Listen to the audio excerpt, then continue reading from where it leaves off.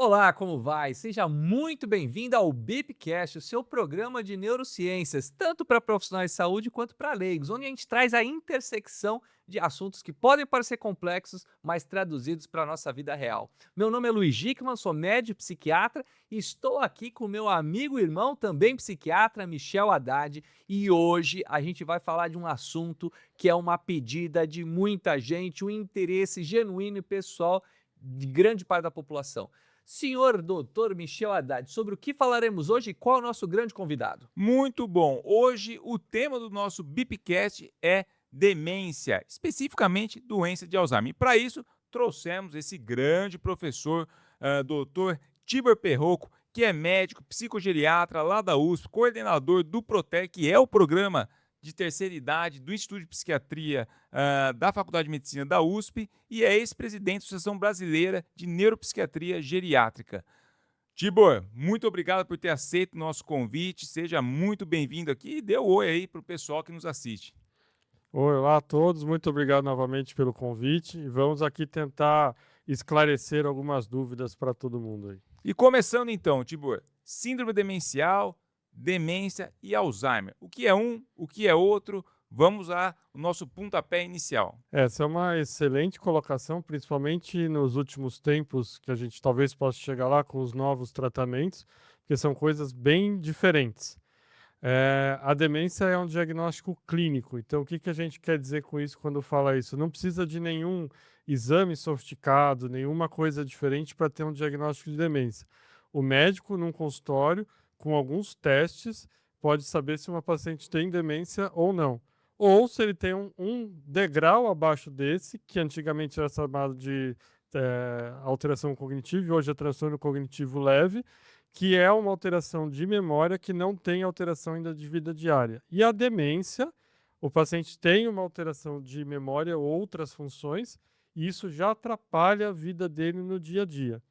Depois que você tem um diagnóstico clínico de uma demência, você vai atrás da causa. E por que que a gente tem que saber a causa de base? Porque os tratamentos mudam em relação a essa causa de base.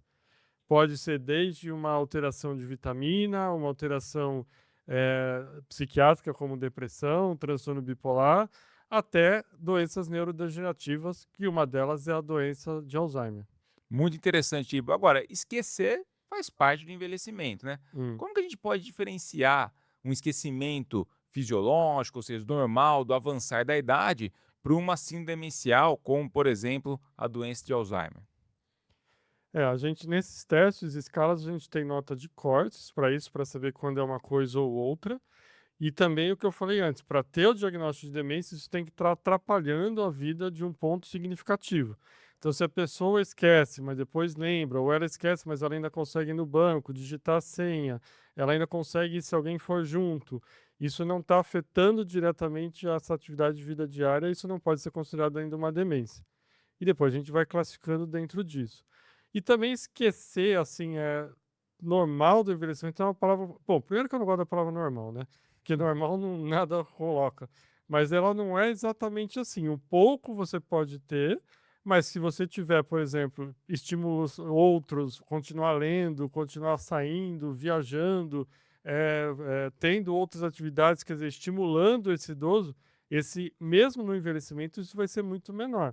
Então você não pode deixar ele paradinho lá sem fazer nada. Muito bom, acho que esse é um aspecto muito interessante durante muito tempo, né, a população e ainda traz um grande estigma, né, vinha com o nome, né, a pessoa tá esclerosada, Uhum. tá gaga, tá isso, tá aquilo e isso foi, né, trazendo aí um grande estigma, para grande parte dos transtornos, demenciais. Mas assim, o que que a família, né, costuma começar a notar que passa a gerar algum tipo de preocupação para falar: Uhum. "Olha, é hora de eu pedir uma avaliação de um especialista". Quando ele começa, por exemplo, a ser muito repetitivo o tempo todo, ou não conseguir lidar com os próprios remédios, que é uma coisa que a gente vê bastante também em casa, ou às vezes, quando não é memória, é até se perder em algum caminho, ou se perder dentro de casa. Então, aí você começa a ter traços que podem ser mais preocupantes para ter essa avaliação mais adequada, o que seria importante. Mas mesmo que seja uma coisa mais leve, eu acho que já é interessante você ter um acompanhamento, porque como eu disse, você pode ter outras orientações que às vezes não são remédios, outras coisas, para ajudar em um envelhecimento mais saudável. Mas a gente brinca que nem em criança, que você faz puericultura, mesmo a criança não tendo alteração, o idoso às vezes tendo acompanhamento de um geriatra ou de um psicogeriatra, mesmo num envelhecimento considerado dentro do padrão, você pode ter um envelhecimento mais saudável ainda. Então, isso é bem importante. Perfeito. Então, Tem alguma idade de atenção, assim, com relação à incidência, ao aparecimento da doença de Alzheimer? O mais comum é ela ser uma doença senil, então geralmente a partir dos 60 anos de idade, aqui no Brasil, no exterior 65. A gente tem casos muito mais jovens também e tem casos de pessoas muito mais idosas. O que muda geralmente é que quanto mais jovem o paciente, mais você pode ter uma tendência a ser uma doença mais geneticamente determinada, então que venha da família ou outras coisas, e quanto mais idoso, isso pode ser, como até a gente teve algumas publicações há anos atrás que falam assim: se vivemos muito, todos teremos demência, que era uma colocação de que a gente está envelhecendo muito mais, então essa doença tem aparecido mais por causa da idade de 90. Quem vivia com 90, 100 anos em 1900 e nada, né? E esses casos mais idosos geralmente tendem também a ser mais leves, quer dizer, ter uma progressão um pouco menos importante e ter uma incidência familiar menor. Agora, se aparecer com 50, 60 anos, aí é que vale a pena a família estar de olho também, porque às vezes eles perguntam, né, os pacientes perguntam: eu vou ter também, eu não vou ter? Uhum. Então, sempre quando é mais jovem, isso é mais importante. No HC a gente tem até um grupo de famílias que eles têm com 40 e poucos anos, mas isso é autossômica dominante, quer dizer, é totalmente genético. Na descrição inicial lá, né, de aulas de Alzheimer, se falava da anosognosia, de não reconhecimento da própria Uhum. doença, mas, e aí ficou muito que se o cara, percebe, não era o transtorno, mas os dados não são bem assim, não é? Não. Quanto que o paciente costuma começar a perceber e que tipo de percepção ele tem? E quando que ele pode parar de perceber a própria doença? É que na descrição dele também, como é que ele conseguiu descrever? Porque era uma demência na doença de Alzheimer pré-senil. Ela tinha Perfeito. 51 anos no diagnóstico. Então era uma evolução muito pior, entre aspas, e mais rápida. Tanto que ela acabou morrendo acamada, leia e tudo mais. Na demência de Alzheimer senil, no início, na fase leve, isso não existe. O paciente às vezes percebe e às vezes é até pior. Porque é aquela fase que a família às vezes tem um pouco mais de dificuldade de lidar, porque ele ainda quer tentar algumas coisas e não aceita que não consegue, mas ele ainda percebe. Uhum. Quando você passa da leve para moderada e vai evoluindo, aí acontece em quase todos os casos de perder essa percepção da doença e não ter mais noção. E às vezes a gente se fala para a família: nessa fase ele vai estar pior, mas vai ser mais fácil de lidar, de uma certa forma. Não sei se dá para entender. Faz É um todo pouco confuso. sentido, todo Uhum. sentido. Mas muitas vezes, tipo, a pessoa tá lá então, um familiar, começa a perceber, né, que além do esquecimento, a pessoa começa a ter prejuízo do dia a dia, não consegue Uhum. mais organizar as roupas ali no seu armário, não consegue mais, por exemplo, lidar com contas em banco. E, nesse momento, a família faz o seguinte afirmação: eu vou então levar. Ô, Coisas do Luiz, né? Claro. vai ter que voltar Pega aqui. aí, pega aí. Obrigado, Luizinho. Obrigado. Ah, você parou 3 vezes antes? Eu Tá posso tudo bem, mano. tá perdoado. Deu? Conseguiu? Tá bom. Então coloca, Vai cortar e voltar aqui. Vou voltar. Beleza? Tá. já soltou mais. Certeza, cara. Tá, vamos lá. Bom, Tibor, então, muitas vezes chegamos lá, familiar ou alguém próximo ali, vê essa pessoa, 70 anos, começa, além dos esquecimentos, dificuldade para organizar as roupas no armário, dificuldade para lidar com as contas no banco e uma série de comportamentos alterados, né? E aí a família já pensa o seguinte: bom, vou levar para fazer um exame, vai que tem Alzheimer. Certo ou errado, Tibor? Se estiver errado, justifique. Na verdade, não vai para o exame no hospital. Ele vai pegar um médico especialista em demências ou memória E só para ficar claro também, já que estamos aqui só entre psiquiatras, quem trata de demência é quem sabe tratar. E a gente é uma área que engloba várias pessoas. Então, pode ser um psiquiatra, psicogeriatra, pode ser um geriatra que saiba cognição ou um neurologista que saiba cognição. E aí ele leva para esse médico. O médico vai fazer essa avaliação no consultório, com os testes, com alguma coisa, para ver se tem que pedir algum exame ou não, ou qual exame. E às vezes são exames mais simples até do que a família imagina, às vezes não. E às vezes até um exames que as famílias nem imaginam, porque depende de uma avaliação clínica daqui para esse diagnóstico, não de um exame específico. Isso para demência. Sim, hoje a gente tem testes até que de sangue ou mais simples que fazem o diagnóstico cerebral da doença de Alzheimer. Mas é outra coisa. Porque a a doença cerebral não quer dizer que você vai ter ou não demência. E como isso tem se alastrado, precisa ficar Explica essa claro. diferença. Como assim? O pessoal tá falando, mas tem doença de Alzheimer, mas não tem demência, não é tudo Uhum. a mesma coisa. Explica para o público leigo por que que tem o nome doença de Alzheimer, mas não tem demência. É porque você tem exames tanto de imagens como exames de sangue que detectam se você tem o que a gente chama de neuropatologia. Então, você tem a doença no cérebro. Só que você não tem, a gente ainda não tem certeza quem vai realmente converter para ter sintomas, então para ter memória, orientação ou função executiva, quem não vai ou quando isso vai acontecer. E como isso começa bem antes, por exemplo, se você às vezes fizer um teste de sangue hoje numa pessoa com 40 anos, você pode detectar uma doença de Alzheimer. Mas quando ela vai ter demência ou ela vai ter demência, a gente não sabe explicar isso muito bem até hoje. E essa é uma dificuldade, porque a gente não tem remédio e não sabe explicar.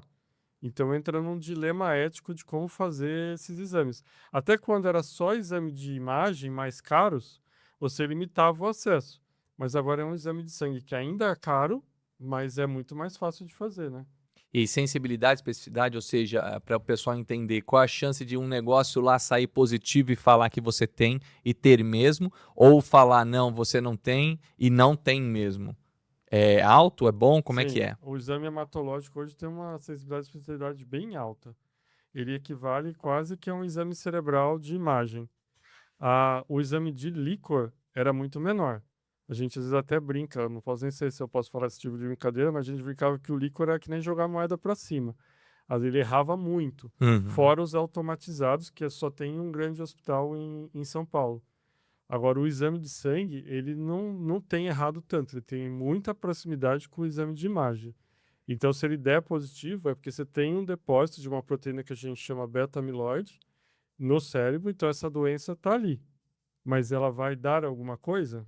É isso que a gente não sabe até hoje exatamente. Claro, aí você vai orientar a pessoa que tem que fazer mais atividades de reserva funcional, então, de ter mais leitura, estudar mais, passear, ter atividade física, às vezes até fazer alguma atividade que você sabe que tem alguns grupos e algumas, como é que eu posso chamar isso? De escolas, assim, para não falar o nome dos lugares, Sim, sim. que, que fazem alguma coisa para você tentar com que isso não evolua. Mas isso também não é 100%, né? Essas escolas, que a gente não vai falar o nome para não fazer comercial, elas têm então uma validade, um familiar que está preocupado que o pai ou a mãe teve e quer tentar prevenir, começar a fazer algum desses lugares de treinos cognitivos, tem uma boa evidência para fazer isso? Nos trabalhos científicos, a evidência é muito parecida com o que você fazer sudoku, ou fazer Palavra cruzada. caça-palavras, ou fazer outras coisas. Então, mesmo que você faça sozinho, as evidências são mais ou menos as mesmas. É que lá é uma coisa mais estruturada. Mas se você conseguir fazer junto com a atividade, isso é muito bom. Eu até lembro da sua pergunta, porque eu tinha um filho que era um juiz federal, isso há muitos anos atrás, e a mãe dele tinha a demência da doença de Alzheimer. E ele queria porque queria saber se ele tinha ou não. E no Brasil não fazia nem os exames de imagem. Aí ele descobriu, não sei como, que na Argentina fazia e me pediu aonde era para fazer. Eu falei, olha, não vai adiantar nada. Porque você vai ter que fazer isso, isso, isso. Se você fizer e der positivo, você vai ter que fazer isso, isso, isso, que é a mesma coisa. Era US$ 15.000, acho, na época, aproximadamente lá. Ele foi e fez, e deu positivo.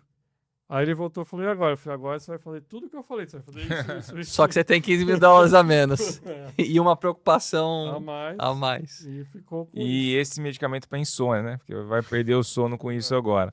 Mas, tipo, é uma doença progressiva, né? Sim. E gostaria que, sobre essa ótica da questão, né, do caminhar ali progressivo dessa doença, da importância de a gente fazer o diagnóstico precoce, né? Como que... E aí, assim, dicas que você pode dar, então, para a gente não negligenciar, né, essas alterações do dia a dia para a gente conseguir justamente endereçar o tratamento o mais rápido possível. É uma coisa interessante, eu acho, até para falando com psiquiatras ou pessoas que têm interesse nessa área, é também lembrar que não necessariamente precisa começar com memória. E pode começar até com uma alteração leve de memória, mas, por exemplo, com uma síndrome depressiva. Uhum. Então, se você tiver um idoso que nunca teve depressão e começa a ter depressão só depois dos 60, 70 anos, é uma coisa que já vale a pena começar a pesquisar. Perfeito. Porque a depressão de início tardio é um grande pródromo para tudo isso. Uma vez eu estava até dando uma aula para médicos e o médico falou assim: a demência leve não existe, porque meu paciente tem depressão e entra na demência moderada. Eu falei assim: você nunca pensou que a demência leve era aquela depressão? Então, assim, pode ser aquilo. A gente tem que tratar.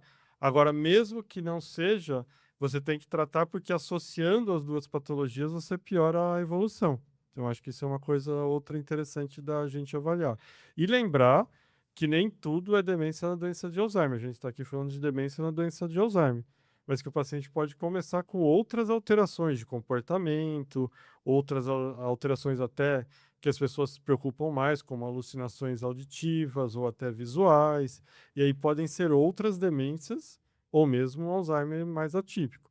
Então, qualquer dessas alterações que começam, essa acho que é a dica mais importante. Tudo que é novo num idoso, assim, novo eu falo, que nunca teve antes, é algo que vale ser investigado sempre. É muito comum, Tibor, você estava até falando do juiz que tinha um familiar, etc. Mas é muito comum essa preocupação, né? Tem um pai ou uma mãe e quer saber se vai ter ou não. Qual é a hereditariedade da demência na doença de Alzheimer, da própria doença de Alzheimer, né?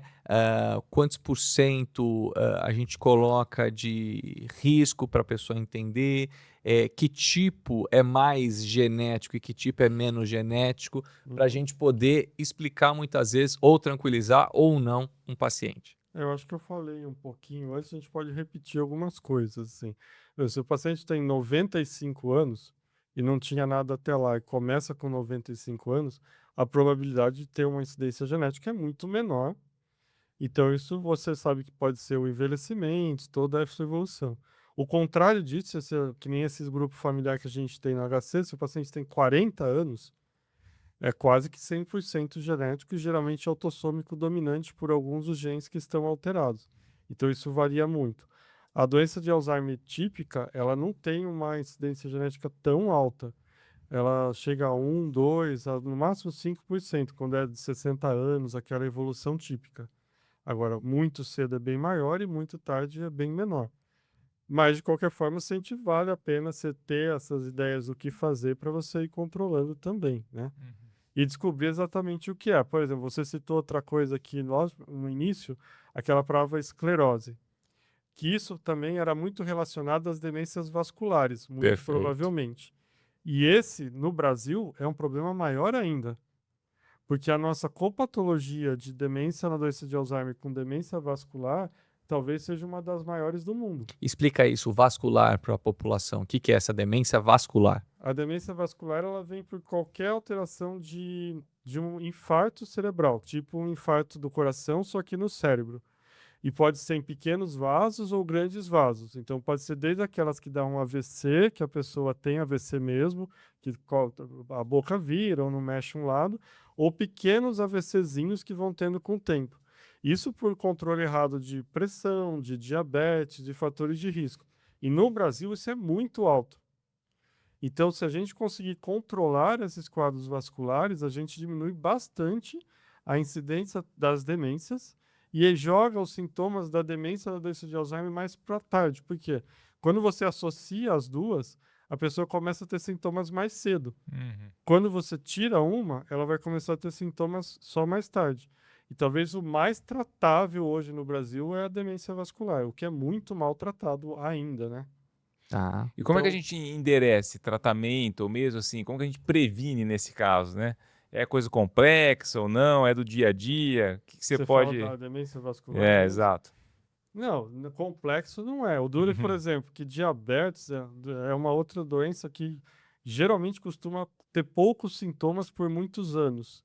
Então as pessoas vão deixando isso até ter algum problema. Então, se você tem um diabetes, você tem que controlar isso de maneira adequada, porque a gente chama de doença silenciosa. Senão, quando você vier a ter um problema, você já tem uma demência vascular, ou você não enxerga, ou você perde uma perna por causa dessa alteração. Então, esse controle de diabetes, mas não só as pessoas, o Estado mesmo tinha que fazer um controle melhor e mais tratamentos no SUS. Pressão alta até tratam um pouco melhor, porque as pessoas têm um pouco mais, acho que, de medo de pressão, eu não sei, ou consegue medir melhor, mas também é a mesma coisa. Se você deixar a pressão por muito tempo, é pior. E aí, se você tem diabetes e pressão alta, então aí você está lascado, né? Porque daí você tem que controlar muito mais. Então, lembrar que são doenças que aparentemente não estão dando nada, mas elas estão. Então, você tem que ir controlando direitinho, né? Não, e olha só, né, o tamanho da gravidade. São fatores de risco aí, modificáveis ou tratáveis que podem levar a uma condição muito mais grave que a questão Uhum. da demência vascular, além de todas as outras consequências graves que você citou. Mas vamos voltar aqui para o Alzheimer. Fez o diagnóstico, é isso mesmo. Tratamento, Tibor, e aí? Tratou, tem cura? Conta para o pessoal que está nos assistindo, né? Quais são as expectativas do tratamento da demência na doença de Alzheimer? Uhum. Até um tempo atrás, o que a gente tinha de tratamento para demência desse Alzheimer era o que a gente chama de tratamento sintomático. Então, você usava medicações, seja comprimidos ou adesivo, que diminuem a progressão dos sintomas.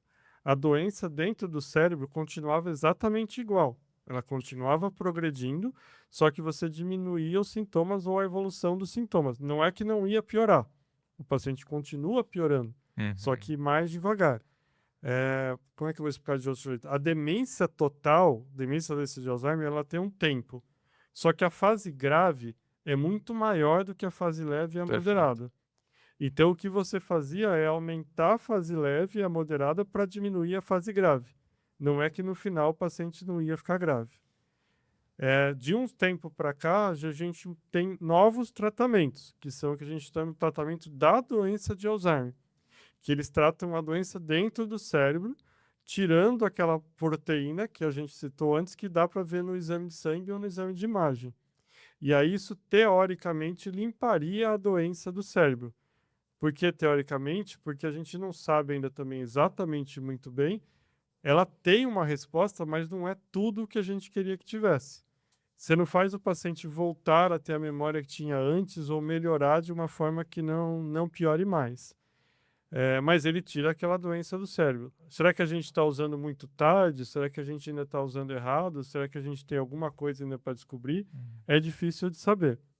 Por outro lado, eu não sei nem como é que eu explicar isso de maneira mais leiga, mas assim, os clinical trials, quer dizer, todos os trabalhos que são feitos para lançar remédio, eles são curtos porque eles são muito caros. Então você faz um trabalho por 14, 18 semanas, alguma coisa assim. Então você tem uma resposta num prazo curto. Quando você abre para a fase aberta, que é o que está acontecendo agora, parece que essas medicações novas têm até mais efeito com mais tempo do que nos próprios clinical trials. Então, isso é uma resposta boa. Uhum. Só que a gente ainda não sabe. Então, o que o Tibor está querendo dizer é isso: você faz o estudo, faz a aprovação e esses pacientes continuam sendo acompanhados num novo estudo já posterior. E o que parece acontecer é que onde a gente estava vendo um efeito bem pequenininho, quase questionável por alguns colegas, já não é tão pequenininho Parece, a assim, gente tá chegando. parece. Agora, o exame de imagem é lindo, né? E isso é importante, pessoal. O que acontece? Você pega o tal do PET, né, e que faz a marcação, e aí você olha o exame de imagem antes e Do depois. remédio. Antes e depois do remédio, né, desses MABs. Quase todos são, né, tem um nomezinho lá. depois fica lindo. Então, se você olhasse só a imagem, você falou, curou, né? Ou seja, a doença não está mais lá. Só que clinicamente o paciente continua Tanto ainda que evoluindo. desses remédios não é para sempre. Você usa a imagem para parar o remédio. Exato. Porque, teoricamente, não tem mais doença no cérebro. Só que o paciente não melhorou tudo que você queria na clínica. De novo, a gente volta para aquela diferença. Doença cerebral e demência, que é o Perfeito. sintoma clínico. É. Então, isso continua sendo um paradigma importante. Bom- E são extremamente caros, né? Tem esse outro lado para quem está ouvindo. Ainda são acessíveis, talvez, para poucas pessoas. Espero que isso vá mudar. Tem que fazer um monte de exames, são caros, mas vamos ter que esperar para ver o que vai acontecer. E quando fala para o paciente, informa ou não ele, você tem a doença de Alzheimer? Você tem alguma... Quando que você, como médico clínico que trabalha com isso diariamente, a família fala, não, doutor, não fala nada para ele, não conta nada. Conta, não conta, fala, não fala. Eu sei que não é tão pau, pedra, pedra assim, mas como é que essas decisões costumam ser tomadas? Cada médico acho que lida isso de uma maneira e cada um tem um atendimento. Vou falar dentro do meu plano de atendimento, ou do meu setting, assim, quase como um psicanalista. Ah, Eu geralmente atendo o paciente primeiro, sozinho, e depois eu atendo a família sozinho. Raramente eu atendo os dois ao mesmo tempo. Então, quando eu estou com o paciente, eu estou conversando com ele, o que ele perguntar, eu vou respondendo. Se ele quiser saber... por isso que é bom já vir antes até, né?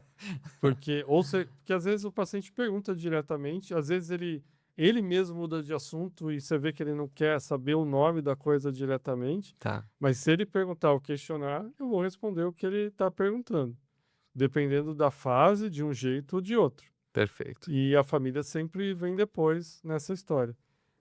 Porque eu acho que tem pacientes e pacientes, isso eu acho que é na psiquiatria toda, Sim. talvez. Então, eu acho que você tem que ir lidando com isso. Não sei como é que vocês lidam com isso quando também o paciente pergunta ou normalmente.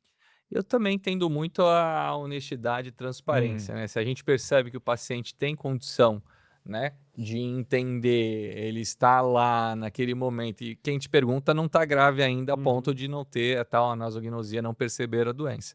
Então, eu concordo que muitas vezes o engajamento pessoal, agora às vezes a pessoa está tão fragilizada, aí é muito do feeling, do tato, né? Se naquele momento é a melhor coisa falar e como fala, né? O gato sobe no Tem telhado. coisas diferentes. Por exemplo, tem um paciente que é empresário, milionário, ele nem tem uma demência, ele tem um transtorno cognitivo leve, mas ele tem a neuropatologia, porque ele fez os exames, começou o tratamento, vai começar daqui a pouco com anticorpos monoclonais. E ele nunca perguntou o nome. Ele está lá sabe, tratando, entendeu? sabe o que é, só não dá nome para Tá aquilo. pagando uma fortuna, vai pagar uma fortuna pelo remédio depois, mas assim, Ninguém ele não fala. perguntou, ele não falou, eu não falei. Ele foi fazer um exame que tem o nome, mas ficou por isso mesmo. Tá bom. Então, Se ele não perguntou, você também não falou ativamente.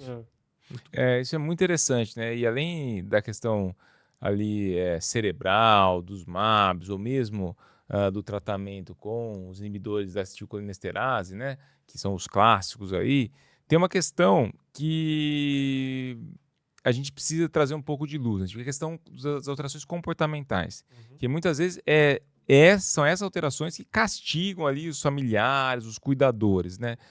Então, o tratamento da demência na doença de Alzheimer, né? Ele também melhora questões comportamentais, mas a gente tem tratamentos específicos também, né?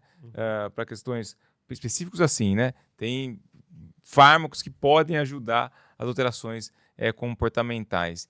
Então, converse um pouco aqui com o nosso público sobre como que a gente endereça isso, né? A questão também que é super comum, até para os clínicos, que aqui a gente tem uma audiência de médicos, mas também de público leigo, às vezes vou prescrever aqui um calmante para esse paciente, né? Ou mesmo, vou pegar ali o clonazepam agora é canabidiol. ou tem isso, esse problema né? também. Então, os cuidados aí com esses tratamentos com relação à questão comportamental. Então, só para começar, parece um clichê ao tempo todo, mas assim, os grandes tratamentos são não medicamentosos, só para ficar bem claro. Principalmente na demência desse Alzheimer, mas em outras demências. Então, o que eu quero dizer com isso?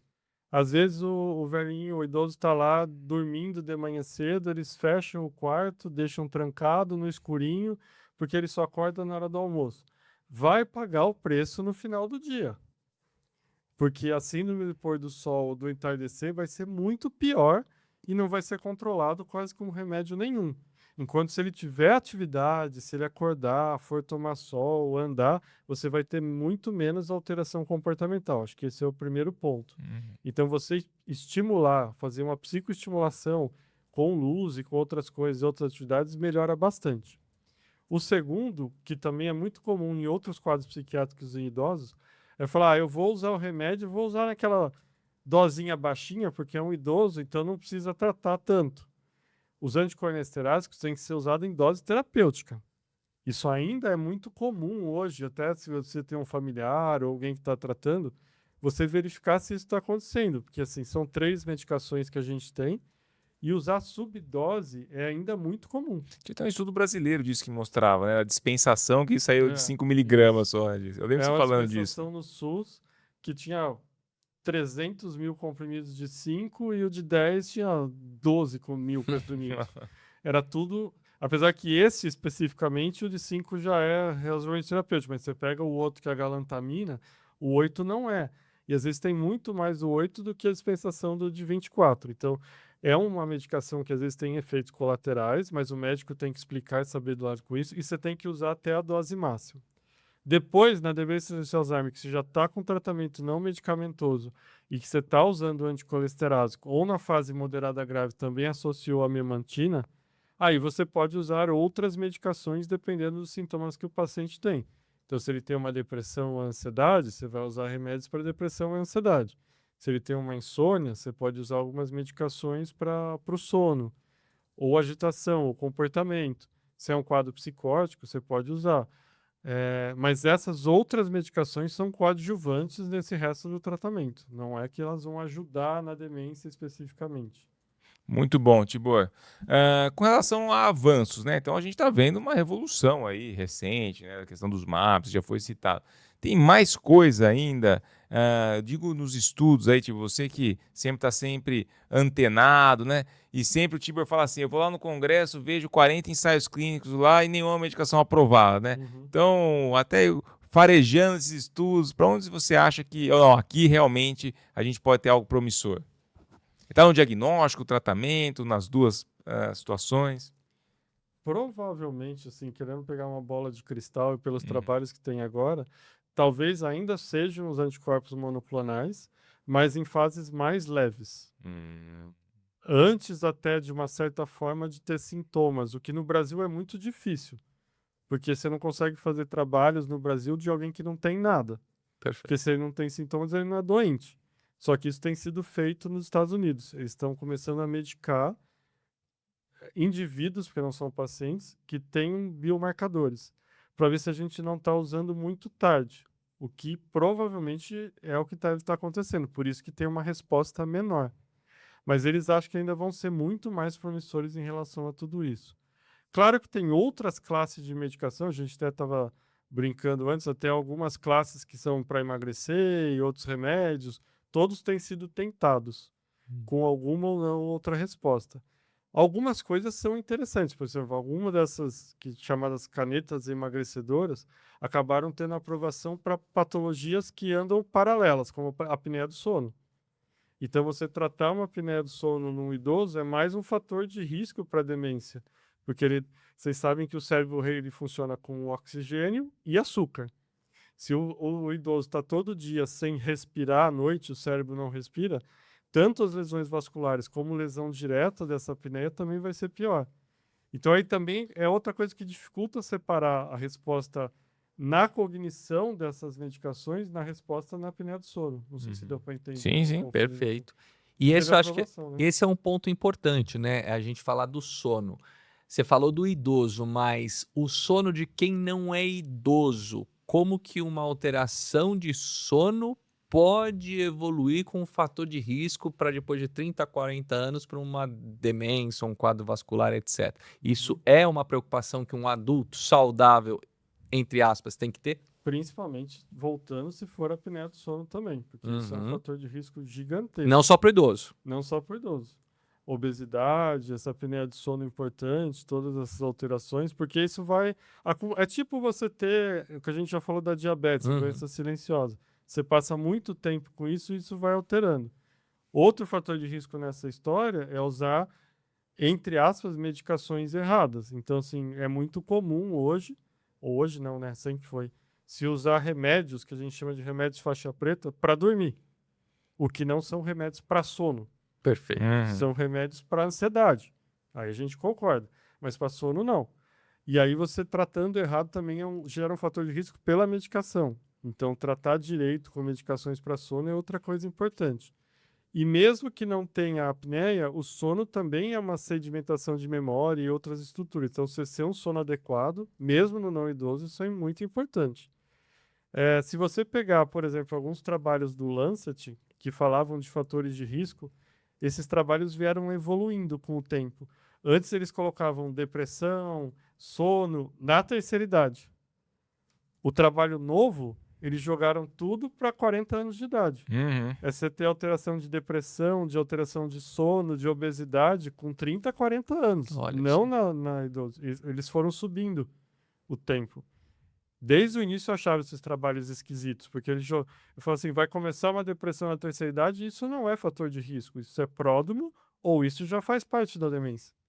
Só que eles colocavam como fator de risco. Aí eles jogaram tudo para cima nos trabalhos que foram evoluindo. Então, sim, todos são muito importantes. A depressão também, transtorno afetivo bipolar também, sintomas psicóticos também, ansiedade. Então, tudo isso tem que ser controlado, né? Muito bem, Tibor. E aí vocês fazem tudo isso nos adultos jovens e tratando direitinho. Aí vai dar certo. Para não chegarem e virar pacientes. Vai diminuir o trabalho do Tibor depois É lá na frente. isso, é Muito isso. bom. Bom, acho que a gente passou um grande Conseguimos. overview aqui Exato. sobre as síndromes demenciais, doença de Alzheimer. Tibor, por favor, agora você ali olhando para aquela câmera, qual dica você daria para as pessoas que estão nos assistindo com relação a esse tema? Especialmente aí o que a gente estava comentando, né? Fator de risco. Vamos ver por onde começar aqui nessa história toda. Eu acho que a gente pode começar no adulto jovem. Então, se você tem 40, 50 anos e você tem uma diabetes, tem pressão alta, tem depressão ou tem uma alteração de sono, você saiba que tratar isso hoje e controlar, seja com remédio, seja com psicoterapia, seja com indo fazer meditação no alto do Monte Himalaia, vai te ajudar do mesmo jeito hoje e vai te ajudar muito no envelhecimento. E controlar isso é melhor do que deixar isso evoluir depois, porque mesmo a gente tendo esses tratamentos caríssimos hoje em dia, a prevenção sempre vai ser melhor nesse quadro todo. Perfeito. É Olha, isso aí. Quem sabe, sabe, né?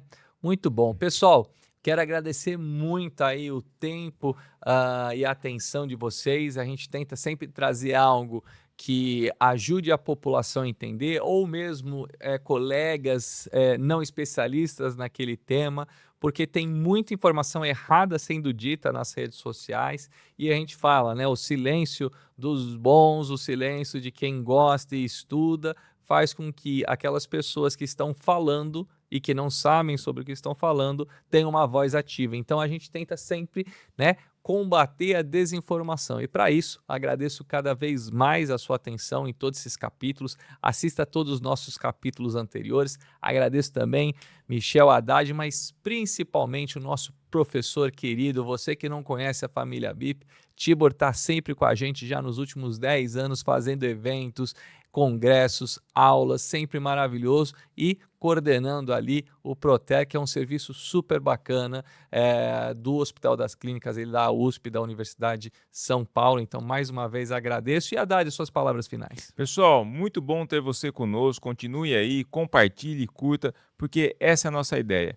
É desmistificar uma série de condições neuropsiquiatras para a gente conseguir não só levar informação acerca de diagnóstico e tratamento, mas também prevenir muitas dessas condições. Então, como o professor Tibor já mencionou, tem uma série de coisas que podem sim ser instituídas e com certeza vai melhorar aí o envelhecimento, buscando então aquilo que todo mundo quer, envelhecer com saúde. Um grande abraço e até nosso próximo encontro. Até a próxima.